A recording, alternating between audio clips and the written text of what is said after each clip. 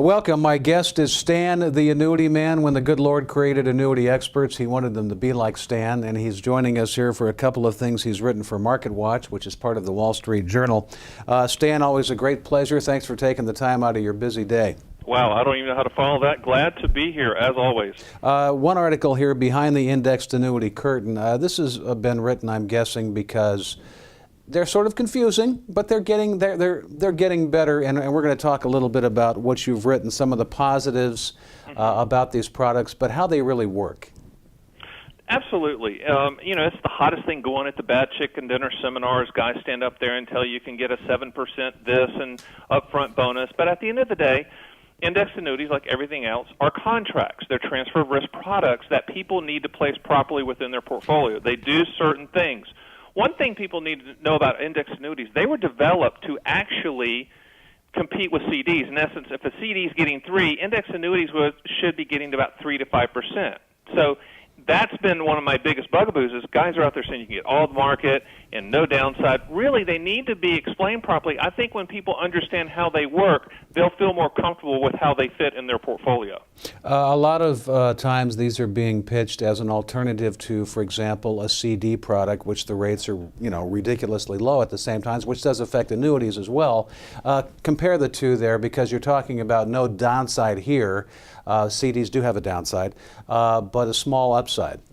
No, I agree. I'm not sure I like the comparison between index annuities and CDs because there are such animals as fixed rate annuities in the market that compete head-to-head with CDs. But, indexed annuities, in my opinion, should be used for target date income planning. In other words, you use the rider for target date income planning. You do have the possibility of locking in gains on an annual basis.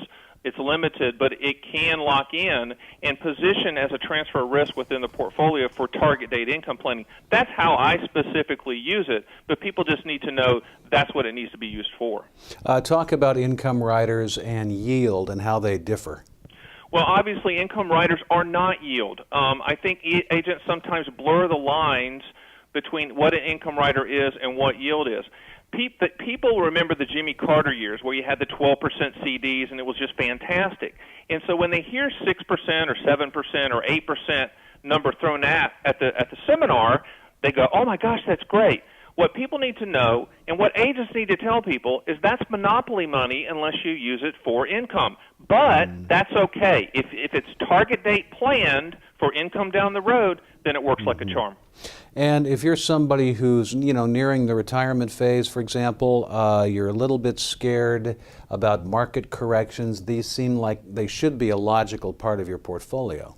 And obviously not all of your portfolio. This should be a part of the overall plan, a transfer risk, almost a non-correlated asset to the market because you don't participate in any of the downside. You can participate in the upside. And one of the positives about index annuities is that if we do have a down market, you're not going to lose money, and you will lock in that next year's option at a very low level.